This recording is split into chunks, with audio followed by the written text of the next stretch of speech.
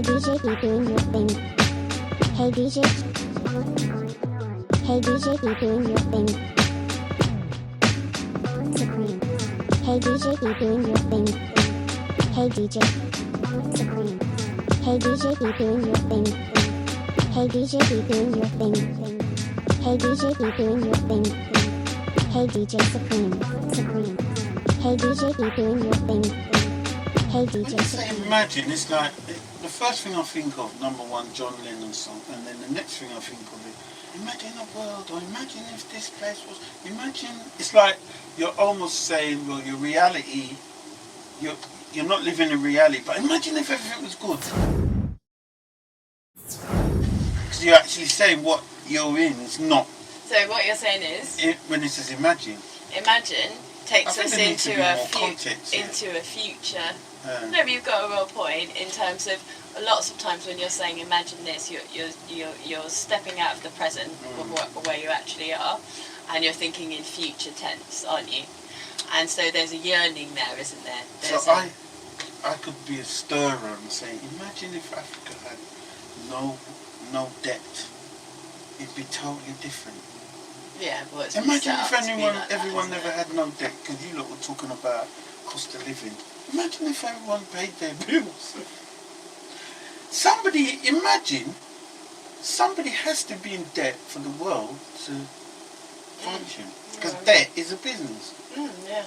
So imagine the world. But it's also like if you want to get people to do something. I mean, basically the way the world works is people work really, really hard so that they can have a holiday 2 weeks a year, so that they can, have electricity, have this, have that, blah blah blah, have the basics.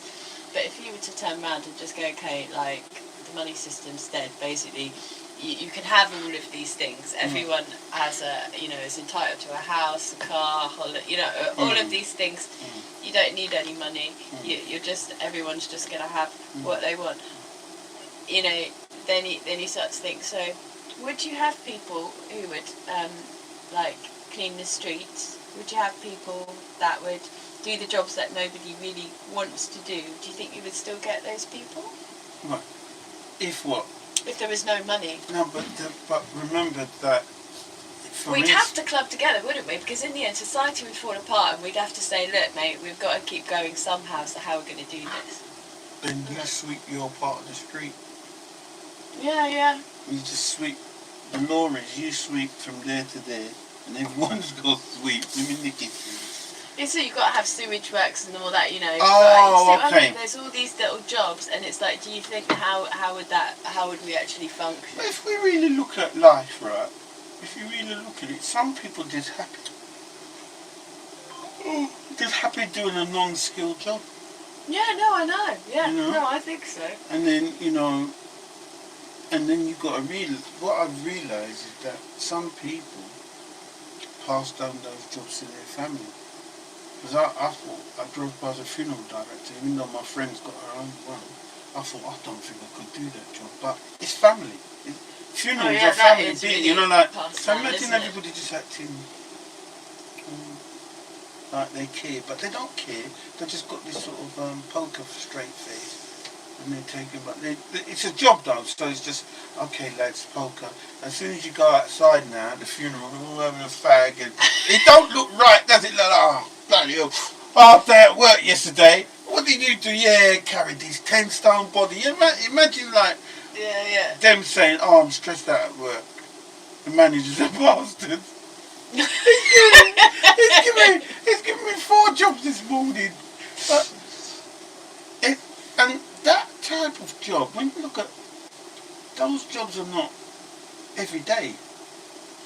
Do you get me? Some jobs are like, okay, it might be once a month you're doing it. You understand? Not every day you're doing a funeral, is it? I don't know. I suppose if you're a popular funeral thing, if I I think funerals need to be looked at. A friend of mine was saying to me how she went to this funeral and it was like the family had just done a traditional Christian funeral and it had nothing to do with the geezer. Like, the geezer wasn't religious, he was a really fun, like, rock and roll guy, and they just sat there. Obviously it was in a church, and like this person, like Vicky that was speaking, didn't even know him, just said a whole lot of platitudes, and they were hymns, and everyone was just sitting there. It was so depressing. Whereas when she had one for her partner, you know, everybody came together as a celebration, like, of her life, and it was, you know, people stood up and brought memories and brought different things, and there was music, and there was laughter, and there was, you know, and it was a gathering of a celebration, and it reflected who she was. Yeah. And I think, you know, there should be more of a thought. I mean, you know, yeah, I would have to say, you know, if I put my clogs, don't be, you know, doing some, like, funeral down in church when I don't go to church, when I don't do any of that. You know what I mean? Like, I just want people to get together, have a little chat about me, say bye, and that's it. I mean, I'm going to say every culture and everybody looks at funerals differently. Like, you go, you know, some people, they're spending this. There's actually a documentary about a guy he's in debt because he paid for his brother's funeral. And he had to buy the land, he had to buy the plot, he said, you know, the biggest debt I've had was buying the plot for my brother's funeral, which came out the blue. So when it's the same as, like, pension. When you're a certain age, say when you're 18, you're not thinking about pension. I don't even think people, no, I'm just saying, there's certain things that we don't look at. You don't think, you don't think you're going to die. Funny enough, a guy just 1 year younger than me, I just got a message he passed away, but you think, bloody hell. Because in our head, we presume we're going to live forever. But it's nature, isn't it? And I said to myself, it's only when someone passes that it's almost like you start reflecting on your life and thinking, what have I done my goals and dreams and achievements? And, you know, like, I don't like the word bucket list, but I say not wish list, goals list, or thing, because I know a lot of women write them down, but a lot of guys don't write it down. You understand? Like, I'm going to go to Disneyland, and I'm going to marry this man, and I'm going to go, and then you go, don't give that cliche, don't give that cliche, I'm going to go to Disneyland. What do you think we are, some, like, pink ribbon princesses? Saying that we all have, Disneyland. Probably in the back of our heads there is probably some, otherwise you're living your life in an automatic. Like, you just... But most people are living their lives in But that's just it. That's the problem that I think is a problem. Well, it is definitely because a problem. If we're in this mode of automatic, not going on track, then our children and the people will look at you as, well, he's got no aspirations, he ain't going anywhere. Because if you look at it, society's got, you could say, the system has got something for you. You must have 2 kids, a house, this, that, and you can only earn 40 grand. Yeah, but that's images that we've been given, that we've been said, oh, like, if you have that, then that makes you a successful person. And yet, as we get older, we all know deep in our hearts that's not true.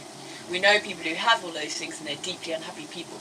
Do you know what I mean? Yeah, but that's just so it. We know that that happiness doesn't lie in having, like, a house, a car, 2 kids, you know, For some people, you know what I mean? It all depends on the person. You know, that some people are just happy making meals for other people. Some people are happy gardening.